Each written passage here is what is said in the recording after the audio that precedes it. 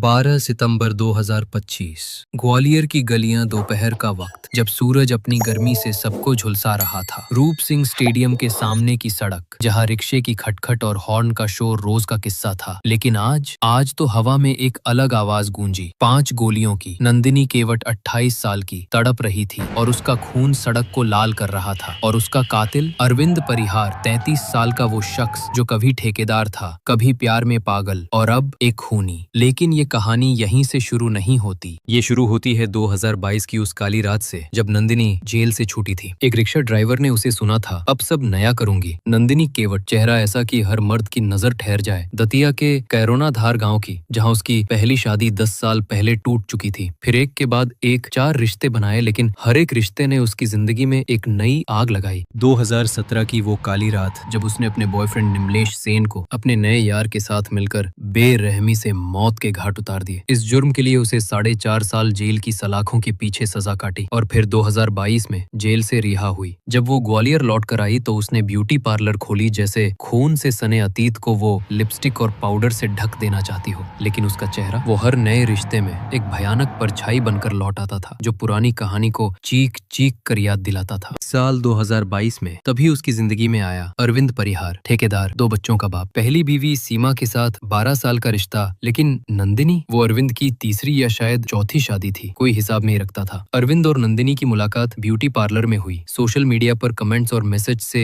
दोनों करीब आए। दोनों ने एक दूसरे के अतीत के बारे में जानते हुए भी 2023 में आर्य समाज मंदिर मोरार, ग्वालियर में शादी के बाद दोनों एक फ्लैट में रहने लगे, मगर दिल का सुकून जैसे कहीं खो गया। दोनों के बीच हमेशा छोटी मोटी बातों को लेकर झगड़ा होता रहता था। अरविंद नंदिनी पर इल्जाम लगता है कि तू मेरी कार बेच देती है, पैसे उड़ा देती है और रात को इंस्टाग्राम पर लड़कों से बातें करती हो। मगर नंदिनी भी कम नहीं थी, गुस्सा होकर पलटकर जवाब देती है, तूने भी तो पहले से शादीशुदा होने का सच छुपाया। और फिर बात इतनी बढ़ गई कि नंदिनी को नवंबर 2024 में पुलिस थाने में शिकायत दर्ज करनी पड़ी कि अरविंद और उसकी सहेली पूजा ने उस पर हमला किया। नंदिनी ने अरविंद के खिलाफ कम से कम 3 से 6 केस दर्ज कराए, जिनमें मारपीट, धमकी, हत्या का प्रयास और ब्लैकमेल शामिल थे। 2024 में एक अन्य घटना हुई। अरविंद ने कथित तौर पर नंदिनी, उसके बेटे और मां को कार से कुचलने की कोशिश की। हत्या के प्रयास का केस दर्ज हुआ। अरविंद जेल गया, लेकिन नंदिनी ने बाद में कोर्ट में शपथ पत्र देकर केस वापस ले लिया, जिससे अरविंद को जमानत मिल गई। सितंबर 2025, घटना से 3 दिन पहले 9 सितंबर को नंदिनी एसपी कार्यालय पहुंची। नंदिनी ने पुलिस से सुरक्षा की गुहार लगाई कि अरविंद उसे धमकियां दे रहा है, एआई से अश्लील तस्वीरें और वीडियो बनाकर ब्लैकमेल कर रहा है, लेकिन वो बस कागजों पर सिमट गई। कोई ठोस कार्रवाई नहीं हुई। नंदिनी की मां का कहना है कि अगर पुलिस ने सुरक्षा दी होती तो बेटी बच जाती। इन सब के बीच अरविंद के पिता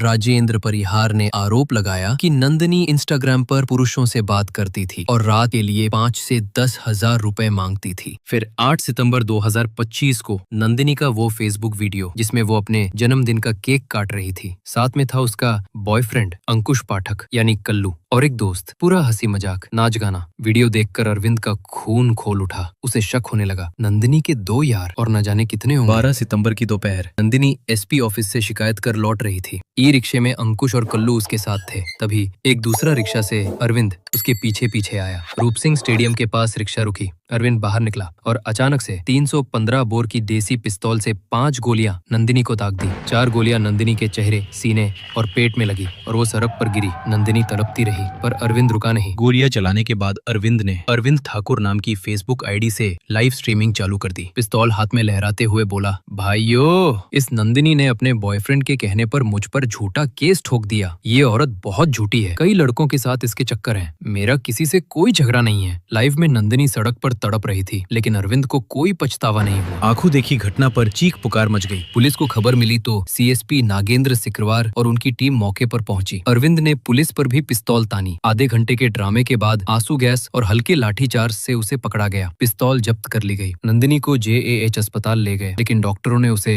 मृत घोषित कर दिया। 13 सितंबर को पोस्टमार्टम हुआ। पुलिस ने अरविंद के खिलाफ हत्या आईपीसी धारा 302 का केस दर्ज किया। पूछताछ में अरविंद बिना पछतावे के मुस्कुराते हुए बोला, रोज के झगड़ों से आजादी मिल गई। बस अफसोस है कि वो मेरे सामने नहीं मरी। पुलिस का कहना है कि अरविंद ने जानबूझकर प्लान बनाकर नंदिनी को मारा और उसकी लोकेशन ट्रैक कर रहा था। उसे 15 सितंबर तक रिमांड पर लिया गया। जांच में उसका पुराना क्रिमिनल रिकॉर्ड भी मिला। नंदिनी के पिता ब्रिज मोहन ने शव लेने से मना कर दिया। बोले ससुराल वाले ले। दोस्त अंकुश ने शव लेने की पेशकश की, लेकिन प्रोटोकॉल के तहत पिता को ही सौंपा गया। ग्वालियर में नंदिनी की हत्या का मामला गहराता जा रहा है। एसपी धर्मवीर सिंह ने कहा कि जांच चल रही है, मगर सवाल ये है कि नंदिनी की बार बार शिकायतों के बावजूद कोई एक्शन क्यों नहीं लिया गया। ये केस महिलाओं की सुरक्षा पर बड़ा सवाल उठा रहा है। अरविंद को कोर्ट में पेश किया गया, जहां उसे और रिमांड मिल सकता है। अगर आपको ये कहानी छू गई तो हमारे चैनल को सब्सक्राइब करें, लाइक करें, कमेंट करें।